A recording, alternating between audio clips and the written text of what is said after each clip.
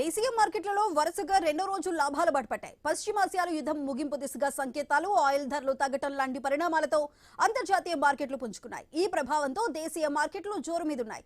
సెన్సెక్స్ 1000 పాయింట్లకు పైగా లాభపడింది. నిఫ్టీ మళ్లీ 23,000 మార్కు దాటింది. నిఫ్టీలో ఐటీ మినహా అన్ని రంగాల సూచీలు లాభాల బాట పట్టాయి. Shriram Finance, Mahindra and Mahindra, Titan Company షేర్లు లాభాల్లో ఉన్నాయి. Tech Mahindra, Infosys, HCL Technologies షేర్లు పతనమయ్యాయి. రూపాయి విలువ మాత్రం పతనమవుతోంది. మరో 20 పైసలు తగ్గి 93.96 వద్ద ట్రేడ్ అవుతోంది. ఇటు యుద్ధం ముగింపుపై ఇరాన్, అమెరికా మధ్య చర్చలు సానుకూలంగా జరుగుతున్నాయని ట్రంప్ చేసిన ప్రకటనతో ఆయిల్ ధరలు భారీగా దిగొచ్చాయి. నిన్న $104 పైన ట్రేడ్ అయిన బ్రెంట్ క్రూడ్ బ్యారెల్ ధర నేడు దాదాపు 6% తగ్గింది. $94.42 పడిపోయింది. Bench mark US crude barrel ధర 5.1% తగ్గి $87.65 చేరింది. ఇటు తాజా పరిణామాలతో బంగారం ధరకు మళ్లీ రేఖలొచ్చాయి. అంతర్జాతీయ మార్కెట్లో స్పాట్ గోల్డ్ ఔన్స్ ధర 4.4% పెరిగింది.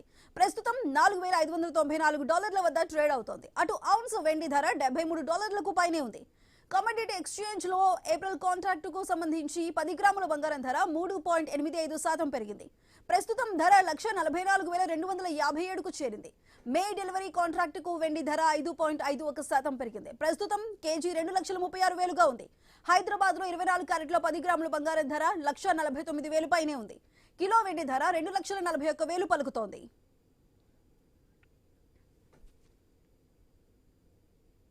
దేశీయ మార్కెట్లలో వరుసగా రెండో రోజు కూడా లాభాల బాట పట్టాయి. పశ్చిమాసియాలో యుద్ధం మిగింపు దిశగా సంకేతాలు రావటం, ఆయిల్ ధరలు తగ్గడం లాంటి పరిణామాలతో అంతర్జాతీయ మార్కెట్లు కూడా పుంజుకున్నట్లు తెలుస్తుంది. అయితే ఈ స్టాక్ మార్కెట్ కి సంబంధించి మరింత సమాచారాన్ని మనకు తెలియజేయడానికి stock market analyst Shriram Chandramurthy గారు లైవ్ లో సిద్ధంగా ఉన్నారు. శ్రీరామ్ చంద్రమూర్తి గారు, నమస్కారం అండి.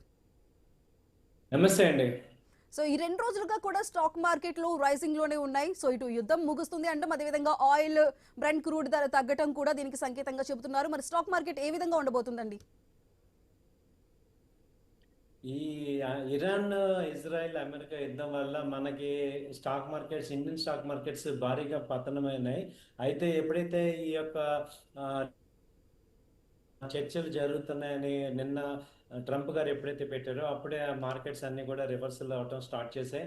యాక్చువల్గా అయితే నిఫ్టీ మనం చూసుకుంటే దాదాపు 23,000 దిగి ఇంకా కిందకి వెళ్ళింది. అలాంటిది ఇప్పుడు రివర్సల్ అయ్యి లాస్ట్ 2 రోజుల్లోనే 600 పాయింట్లు పెరిగి 23,300 దగ్గర ఇప్పుడు ప్రెసెంట్ ఉంది.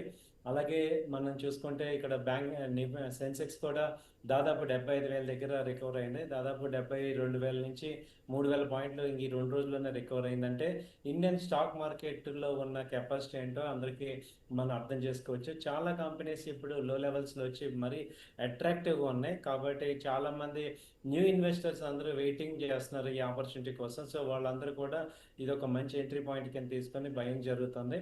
సో ఫ్రెష్ లెవెల్స్లో బాటమ్ లెవెల్స్ అన్నీ వచ్చాయి కాబట్టి ఇక్కడ అన్ని కంపెనీలు కూడా మంచి టాప్ పర్ఫార్మెన్స్ అవుతున్నాయి.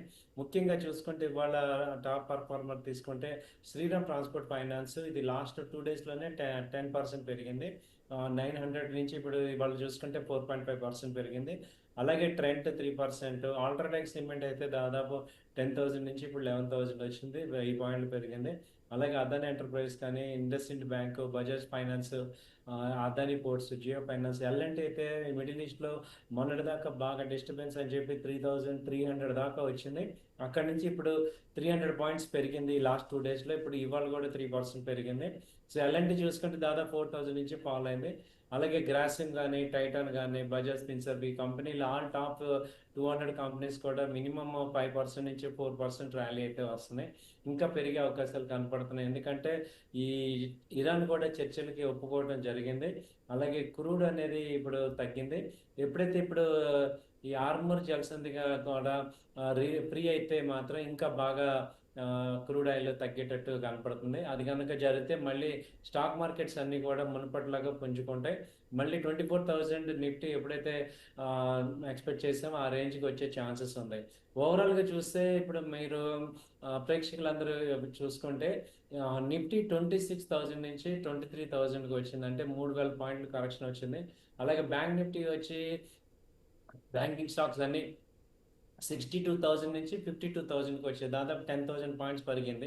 కాబట్టి ఇది ఒక మంచి అడ్వాంటేజ్ బాగా అన్ని కంపెనీలన్నీ కూడా ఈ ఇంతకు ముందు లేని కరెక్షన్ అంతా ఇక్కడ వచ్చింది కాబట్టి ఇది ఒక మంచి అడ్వాంటేజ్గా తీసుకోవచ్చు అనేది మా ఎక్స్పర్ట్ యొక్క ఒపీనియన్స్. కాబట్టి ప్యానిక్ అవ్వకుండా హోల్డ్ చేసుకొని మంచి స్టాక్స్లో ఇన్వెస్ట్ చేసుకుంటే మంచి రిటర్న్స్ వచ్చే అవకాశాలు కనపడుతున్నాయి. శ్రీరామ్ చంద్రమూర్తి గారు, మొన్నటి వరకు కూడా బంగారం వెండి ధరలు పెరిగినవి కాస్త తగ్గుతూనే వచ్చాయి యుద్ధ ప్రారంభం నుంచి కూడా. ఇప్పుడు మళ్ళీ బంగారం ధర మళ్ళీ కొంచెం ప్రైస్ పెరుగుతున్నట్లు తెలుస్తోంది. బంగారం ధర కంటిన్యూ అయ్యే అవకాశం ఉందండి? ఇప్పుడు ఇంటర్నేషనల్గా చూసుకుంటే ఎప్పుడైతే డాలర్ ధర తగ్గుతుందో ఆటోమేటిక్గా బంగారం ధర పెరుగుతున్నాయి. సో ఇప్పుడు ఇంతకు ముందు దాకా ఏమైందంటే డాలర్ కంపల్సరీ కొనాలి కాబట్టి బంగారం రేటు తగ్గింది. సో ఇప్పుడు ఏమైందంటే డాలర్ ఇప్పుడు ఎప్పుడైతే క్రూడ్ ఆయిల్ తగ్గుతుందో క్రూడ్ ఆయిల్ కొనాలంటే యాక్చువల్గా డాలర్స్లో కొనాలి కాబట్టి డాలర్కి డిమాండ్ మొన్నటిదాకా ఉంది. ఇప్పుడు డాలర్ తగ్గడం అనేది జరిగింది కాబట్టి ఆటోమేటిక్గా క్రూడ్ ఆయిల్ తగ్గడంతో డాలర్ వాల్యూ తగ్గుతుంది, గోల్డ్ వాల్యూ పెరుగుతుంది. ఇవాళ ఒక్కరోజు $170 పెరిగింది గోల్డ్. 46,000 4,600. నిన్న చూసుకుంటే ఇది 4,400 దాకా వచ్చింది. అలాగే సిల్వర్ కూడా చూసుకుంటే నిన్న $60 దాకా ఉంది. ఇవాళ ఒక్కరోజు 5% పెరిగి $73 దాకా వచ్చింది. ఇది మొన్నటిదాకా 100 దాకా ఉంది. అలాగే ఇది గోల్డ్ చూసుకుంటే $5,000 దాకా వెళ్ళి అక్కడి నుంచి ఫాల్ అయింది. కాబట్టి మళ్ళీ ఈ గోల్డ్ అనేది మళ్ళీ పెరిగే ఛాన్సెస్ కనపడుతున్నాయి. సో ఓవరాల్గా ఏంటంటే ఏదైనా డాలర్ తగ్గటం వల్ల గోల్డ్ సిల్వర్లు పెరుగుతున్నాయి మళ్ళీ. కాబట్టి ఇప్పుడు ప్రెసెంట్ అయితే కొంచెం పెరిగే ఛాన్సెస్ కనపడుతుంది. సిల్వర్ 2,50,000, అలాగే గోల్డ్ వచ్చి 1,50,000 దాకా కూడా వచ్చే ఛాన్సెస్ కనపడుతుంది. ఓకే శ్రీరామ్ చంద్రమూర్తి గారు, థ్యాంక్ యూ సో మచ్ అండి.